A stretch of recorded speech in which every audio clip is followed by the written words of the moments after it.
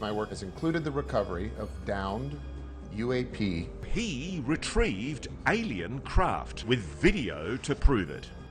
What did you see? I saw an egg. People have been murdered. That seems to be the case. Today we are talking about the two new whistleblowers, Jason Sands and Jake Barber. According to Ross Coulthart, he has been able to obtain never-before-seen video that shows a genuine UFO. Stay tuned, you do not want to miss this. And guys, if you haven't yet, please do hit subscribe, hit like, and share this with your friends, guys, because people need to see What this. is a psionic? A psionic person is someone with the predisposition for extratemporal, you could say, abilities and sensitivities. Extratemporal abilities, also known as psychic powers. What did you discover the psionics were being used for in the program?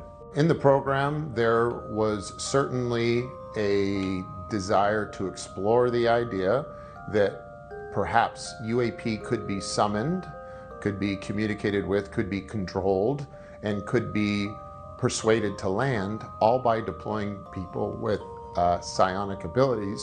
And did you see that happen? Yes, I did. When a psionic operator engages with technology, how do they do it? Using their mind, something like meditation. There genuinely are people who can actually make a mental, spiritual connection to a technology. Yes. This video was among those sent to the All Domain Anomaly Resolution Office, or ARROW.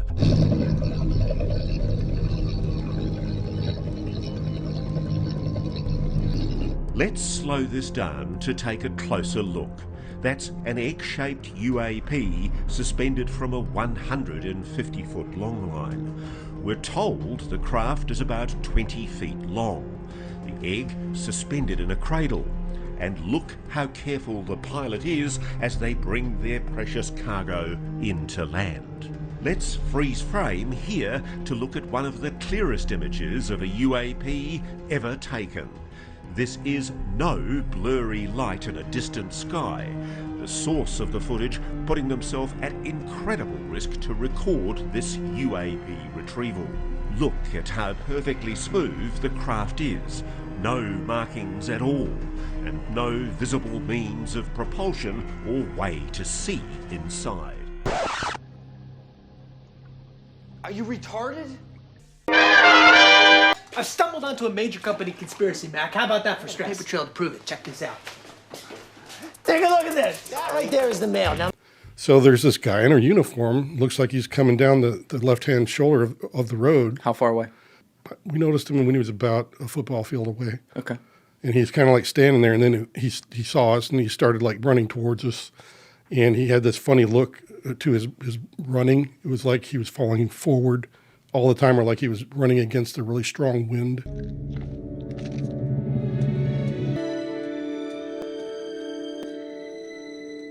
He looked about human size and everything else. Yeah, everything. He just looked like he had a uniform on like mine, and he was just running towards us. That's when I noticed his skin had this blue tint to it, like he was hypothermic. So anyway, we get closer and closer, and he's only a few feet away from the car, and we're slowing down. And the guy in the front seat he screams out that he's got no ears. The guy in the front seat, and I'm like, the guy in the front seat that's sitting next to the driver. This fucking guy, he don't know what he is talking about. Listen to this shit and see if you can hear any discrepancies in this story of his. Yeah, the passenger side guy in the front seat says he's got no ears, and I'm thinking, how rude. So I'm popping open the door. I'm trying to take my jacket off at the same time because I'm thinking I got to wrap him in something. And that's when I step out onto the roadway. That's when I look up at him, and I'm realizing he has no ears, and his eyes are twice as big than normal. And he does indeed have this blue tint. And that's when I felt like really scared, because I was like, oh crap, what did I walk into here? Is he looking you in the eyes? Not immediately. He kind of, as I'm shutting the door and he realizes that I'm about ready to engage with him, he was like looking at the driver. Maybe he was going to hail him or knock on the window. I don't know. So anyway, but now I'm looking at him straight on. I'm like, holy crap, this dude does not look human. And I'm starting to get really scared. But then he talks to me And that calms me down because I had to respond. He's wanting to fix and repair his craft, and he's asking for that material, the tantalum. What did his voice sound like? It was not English at all. He did have an auditory, he spoke, but it sounded more like Norwegian or something like that. So you couldn't understand what he spoke, but you could understand what he was saying because there was something telepathic going on. Right. I could understand what he was saying, regardless of what he was actually saying. What was he saying? He was saying, my craft is damaged. I need some material to repair it. Do you have any tantalum? You at all looking at the guys at any point here who are with you? Yeah, I tended to look over a couple of times. And what are they doing? They looked like they were just zonked like zombies. First of all, how long is this full encounter with him? We're going to get to Not how it very ended, long. but It couldn't have been more than 5 minutes. okay. Is there a point in there where you are like, holy shit, I'm talking to a fucking alien? Well, yeah, after I realized this guy's talking another language. So, yeah, I felt definitely that there was definitely that this person was not human. So how does it end? You talk for 5 minutes. What happens?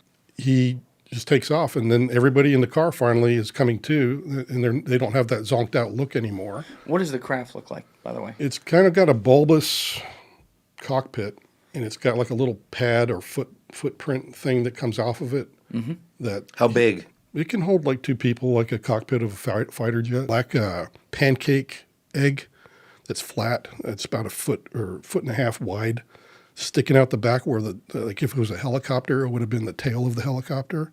How far away was the craft from where you guys were first talking with him About again? 50 yards. 50 yards. When you're talking with him, did you notice the craft in the background? Like, were you looking at that at all? Yeah, because when I was getting out of the car, I definitely looked to my left as well, and that's when I saw it full on. The craft was off to the side of the road, off the shoulder of the road, in the desert. Do you think you'd be able to take us back to that exact I location? could point exactly where it was. I could get you probably within about 10 feet. Okay. How did the conversation end, by the way? Like, what was the last thing He just, said? well, when I mentioned talking to those people and he got disgusted, it ended pretty quick after that. But I He's just like, said, I'm getting the fuck out of here. yeah, well, he just said, no, that's not going to work. And I said, well, the only other people I could think of is I go to college downtown Vegas because I was going to the community college. And I was like, I knew a geophysical professor, and I'm like, maybe he's got a metallurgist specialist friend of his. And I was like, maybe they have a professor down there. And he's like, okay. And were you speaking English to him? Yeah, I had to speak English. So you weren't thinking things; you were speaking. I was speaking, yes. Well, but was his mouth moving like gibberish coming out of his mouth? Because he's speaking was like like- Norwegian. Yeah. So he goes back to the craft. Now, the craft had a problem with it. He said he needed some shit, but he takes off in it. Yeah. When it takes off, does it make any noise? Yeah. It's kind of like, you ever hear your fan belt squeaking in your car? Yes. Like, yeah. it's kind of like that. Yeah. Okay. So Any wings, any propeller blades? Zero. No, so it just moves Zero. up straight? Yeah. It kind of takes off like this. And then as he starts traveling horizontally, he's going up in like stair steps. Because he had an issue with the craft. Right. And I think it was just when he was doing vertical, gaining altitude or losing altitude, that's the part that was broken. Yeah. He just takes off and goes out of view. All right. Now you're no longer zonked guys are standing there, right? Well, they're all in the car. Nobody else got out of their cars. And as the guy is traveling back and I'm getting back in the car, they all come to. And then everybody seems to be normal. And Does anyone say, what the fuck was that? I was just about to ask that question. no, nobody is talking about it. And I'm like, did you guys see that? And they're like, no. Yeah, and they're like, no. And I'm like, okay, well, let's just get to work. All right, wait a second. Was it a no, because whatever the fuck we just saw, we can never talk about because that shit's crazy? Or was it a guy, no, like... the ranking guy, I think he saw it. I know he saw some of it because he was the only one that flat out said no and don't talk about it. So you think that maybe I'm putting words in your mouth right here, you think that at least some of them may have had some lost time on this? Yes. It's probably no surprise to you, but the Pentagon does respond, and they have no clue what these people are talking about. Clearly, it's a lie. These guys, they're just making stuff up to try to get some kind of fame. I don't know what it is, but they have been selling this UFO lie for the longest. And I want there to be UFOs and aliens in this world, but I'm sorry, guys. There's just no evidence whatsoever of it. So if you like this video, I have a lot more like it. Go check out my channel, and I hope you subscribe, and I hope to see you here later. Take it easy, guys.